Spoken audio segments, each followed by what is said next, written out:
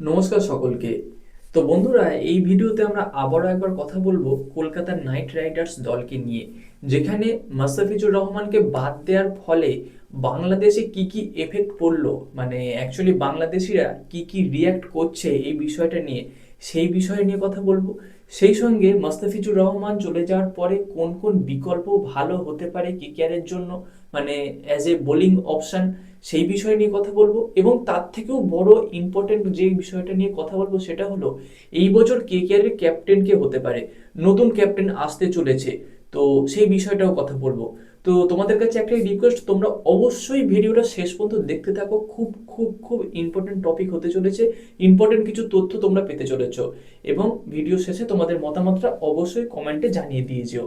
তো প্রথমে যদি মাস্তাফিজুর রহমানের বিষয়টা নিয়ে কথা বলি, তো যখন মাস্তাফিজুর রহমানকে এই বছর মিনি অকশনে কেকেআর দল কিনেছিল, তখনই এই বিষয়টা নিয়ে শোরগোল পড়ে গিয়েছিল যে কেন কেনা হলো, এরকম যে দেশের সঙ্গে আরেকটা দেশের সম্পর্ক খারাপ আছে, সেই দেশের প্লেয়ারকে কেন নেওয়া হলো, তাকে এত টাকা কেন দেওয়া হবে, যে টাকাটা শুধু তো মোস্তাফিজুর রহমান একা পাবে না, বাংলাদেশের সরকারও পাবে, এর ফলে বাংলাদেশের লোকেদেরও অনেক কিছু সুবিধা হবে, এরকম এরকম কথা। আর এই বিষয়টা নিয়ে আগেও অনেক ভিডিও বানানো হয়েছে, তাই এই বিষয়টা নিয়ে কথা বলে লাভ নেই।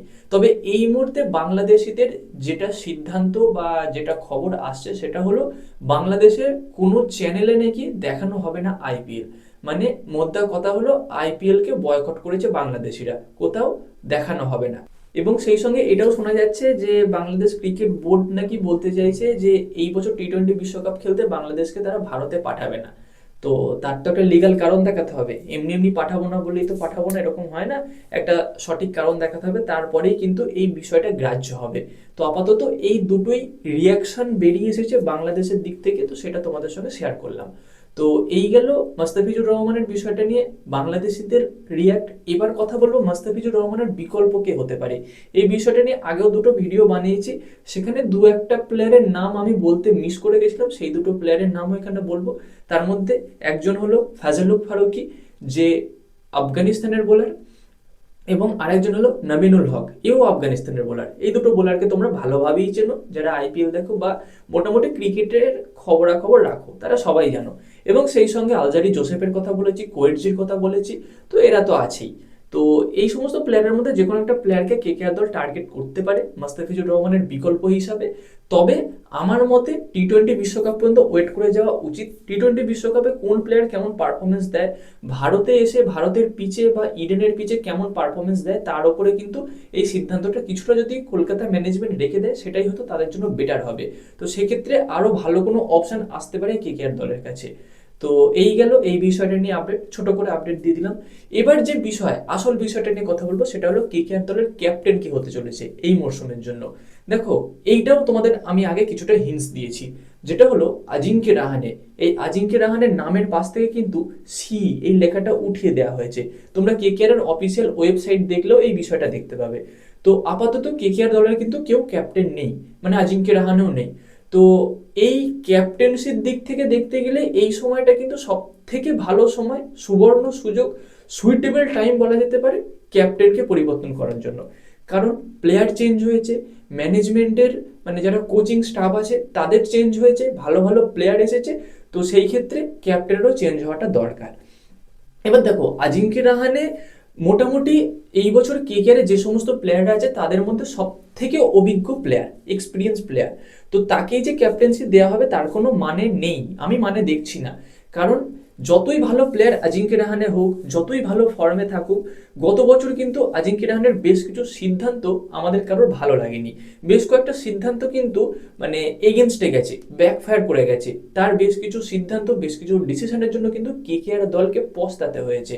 মানে এমন এমন সময় এমন এমন বোলারের হাতে বল দিয়ে দিচ্ছে যেখানে সেই বোলাররা মার খাচ্ছে এবং জিতা ম্যাচ হেরে যাচ্ছে। সেই সঙ্গে ক্যাপ্টেন্সির প্রেশার সে নিতে পারেনি, এটাও আমরা লক্ষ্য করেছি, যে কারণে কিন্তু খুব একটা ভালো রানও পায়নি। তো এই বছর আমার মতে তার থেকে ক্যাপ্টেন্সিটা দরকার নেই রাখার, তাকে ফ্রিলি খেলতে দাও, এক্সপিরিয়েন্স প্লেয়ার, তার এই এক্সপিরিয়েন্সটাকে, অভিজ্ঞতাটাকে কাজে লাগাতে দাও। তো সেই জায়গায় আরো দুটো অপশন থাকছে, তার মধ্যে একজন হলো রিঙ্কু সিং এবং আরেকজন হলো বরুণ চক্রবর্তী। তো এই দুজন কিন্তু এই মুহূর্তে কেকেআর দলের ক্যাপ্টেন হওয়ার সব থেকে বড় দাবিদার।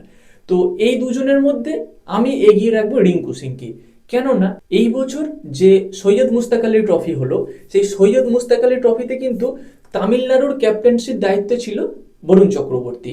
তো সেখানে দেখা গেছে বরুণ চক্রবর্তীর বোলিংয়ে খুব একটা ভালো কিছু রেজাল্ট দিতে পারেনি, মানে ক্যাপ্টেন্সির প্রেসার লক্ষ্য করা গেছে বরুণ চক্রবর্তীর ওপরে। নো ডাউট বরুণ চক্রবর্তী যথেষ্ট ভালো বোলার, এই মধ্যে টি-20-র 1 নম্বর বোলারে রয়েছে, স্পিন বোলারদের মধ্যে বলো বা যাই বলো। তো সেক্ষেত্রে বরুণ চক্রবর্তীর থেকে আমরা একটা ভালো পারফরমেন্স আশা করি, কিন্তু সৈয়দ মুস্তাক আলী ট্রফিতে ভালো পারফরমেন্স করতে দেখা যায়নি বরুণ চক্রবর্তীকে। আবার উল্টো দিকে যদি আমরা রিঙ্কু সিং এর ক্যাপ্টেন্সি দেখি, রিঙ্কু সিং কিন্তু দারুণ ক্যাপ্টেন্সি করেছে আর এখনো করছে, সেই সঙ্গে ভালো ফর্মেও আছে। এই এখন যে বিজয় হাজারে ট্রফি চলছে, এই বিজয় হাজারে ট্রফিতে কিন্তু উত্তরপ্রদেশ দলের হয়ে ক্যাপ্টেনের দায়িত্বে রয়েছে কিন্তু রিঙ্কু সিং। সেখানে 5টা ম্যাচে 5টাই জিতেছে উত্তরপ্রদেশ দল, এবং সেই সঙ্গে রিঙ্কু সিংও রয়েছে ভালো ফর্মে। কোনো ম্যাচে 60 বলে 106 রান, মানে 50 বা হাফ সেঞ্চুরি রান কিন্তু তার লেগেই আছে। তো দেখতে গেলে ক্যাপ্টেন্সির প্রেসারটাও নিচ্ছে এবং প্রেসারের সঙ্গে কিন্তু সে রানও করছে, অফ ফর্মে চলে যায়নি। আর তার থেকেও বড় কথা, দেখো আজিঙ্ক্য রাহানে এই বছর ভালো ফর্মে যদি থাকেও, সামনের বছর কতটা ভালো ফর্মে থাকবে, সামনের বছর তাকে দলে রাখা হবে কিনা বা সে চান্স পাবে কিনা, সেই নিয়ে কিন্তু একটা প্রশ্ন চিহ্ন থাকবে। কিন্তু রিঙ্কু সিং এই মুহূর্তে টি-20-র মধ্যে রয়েছে, টি-20 তার ফরম্যাটটাই সে তার জন্য সুইটেবল ফরম্যাট।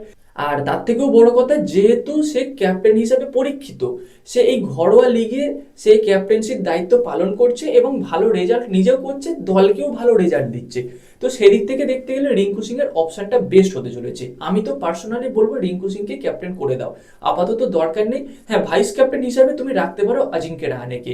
আর এই মুহূর্তে কেকেআর দল বলো বা কেকেআর ম্যানেজমেন্টের যা পরিস্থিতি হয়ে রয়েছে, ক্যাপ্টেনের থেকে বেশি কিন্তু টিমকে লিড দেবে রিজার্ভ বেঞ্চ থেকে, যেখানে ব্রাভো আছে, ওয়াটসন আছে, অভিষেক নায়ার আছে, টিম সাউটি আছে, আর কাকে চাই। এরাই কিন্তু ম্যাক্সিমাম টাইম দায়িত্বটা পালন করবে এই দলকে লিড দেওয়ার জন্য। ক্যাপ্টেনের ভূমিকা হয়তো খুব একটা বেশি থাকবে না, ওই টসে যাওয়া আর মাঝে মাঝে বোলিং এর চেঞ্জ, এইটুকুই থাকবে। আর তার থেকেও বড় কথা, এখন এই স্ট্র্যাটেজিক টাইম আউট থাকে, সেখানে 2.5 মিনিট করে টাইম পাওয়া যায়, আর এই টাইমটায় কিন্তু কোচিং স্টাফটা মাঠে এসে ওপিনিয়ন দিতে পারে। তো সেক্ষেত্রেও কিন্তু বেশিরভাগটাই দায়িত্ব থাকবে এই কোচিং স্টাফের ওপরই এই দলটাকে পরিচালনা করার ক্ষেত্রে। তো এইটাই এই মুহূর্তে দাঁড়িয়ে আমার মত, যে রিঙ্কু সিংই ক্যাপ্টেন হিসাবে বেস্ট হবে। আর অনেকেও এই বিষয়ে তোমরা বলতে চাও যে যারা বিদেশি আছে তাদের মধ্যে কি কেউ ক্যাপ্টেন হতে পারে। দেখো, বিদেশি যে 4জন খেলবে তার মধ্যে একজন ক্যামেরন গ্রিন, একজন সুনীল নারিন, একজন মাথিসা পাতিরানা এবং আর একজন হচ্ছে ফিন অ্যালেন। তো ফিন অ্যালেন আর মাথিসা পাতিরানাকে তো আর ক্যাপ্টেন করা যাবে না, মানে এই বিষয়টা ভাবাটাই একটা বোকার মতো। এটা বাদ দাও, হাতে থাকছে ক্যামেরন গ্রিন আর সুনীল নারিন। এবার ক্যামেরন গ্রিন এই বছর প্রথম কেকেআর দলে এসেছে, তাকে নেওয়া হয়েছে ম্যাচ জেতানোর জন্য, তার পারফরমেন্সটাকে বের করে আনার জন্য। হ্যাঁ, ক্যামেরন গ্রিন যথেষ্ট ট্যালেন্টেড প্লেয়ার, তার মধ্যে ট্যালেন্টের কোনো অভাব নেই, কিন্তু তার ট্যালেন্টটাকে কাজে লাগাতে গেলে তার উপর বাড়তি কোনো প্রেশার দেওয়া যাবে না। সে কিন্তু মানে অ্যাজ এ নর্মাল প্লেয়ারই ঠিক আছে, ব্যাটিং বোলিং অপশন দেবে, ফিল্ডিং ভালো করবে, এটুকুই ঠিক আছে। ক্যাপ্টেন্সির দায়িত্ব তাকে না দেওয়াটাই ভালো। তো এইটাও হবে না। আর বাকি থাকলো সুনীল নারিন। সুনীল নারিনের একটা চান্স আছে ঠিকই, তবে সুনীল নারিনের আন্ডারে যতবার দল খেলেছে ততবার দল সেইভাবে সাকসেস পায়নি, মানে কিছুটাই আজিঙ্ক্য রাহানের মতোই, যে সে লিড দিয়েছে ঠিকই, এক্সপিরিয়েন্সও আছে, তো খুব একটা ভালো সাকসেস পেতে দেখা যায়নি দলকে।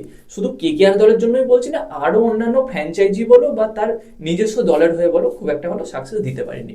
তো সেক্ষেত্রে কোনো বিদেশিকে ক্যাপ্টেন করার থেকে কোনো দেশীয় প্লেয়ারকে ক্যাপ্টেন করাটাই বেটার হবে। আর এদের মধ্যে সব থেকে ভালো হবে রিঙ্কু সিং আমার মতে। আর এই বিষয়ে তোমাদের কি মতামত তোমরা অবশ্যই কমেন্টে জানিয়ে দিয়েছো। তো গাইস, এই ছিল আজকের আপডেট। ভিডিওটা যদি ভালো লেগে থাকে লাইক করে দিও, তোমার বন্ধুদের সঙ্গে শেয়ার করে দিও, এবং এইরকম খেলা সংক্রান্ত ভিডিও আরো পেতে চাইলে আমাদের চ্যানেলটাকে সাবস্ক্রাইব করে তার পাশে বেল আইকনটাকে অন করে দিও। তো ভাই, দেখা হচ্ছে পরবর্তী ভিডিওতে। Bye bye.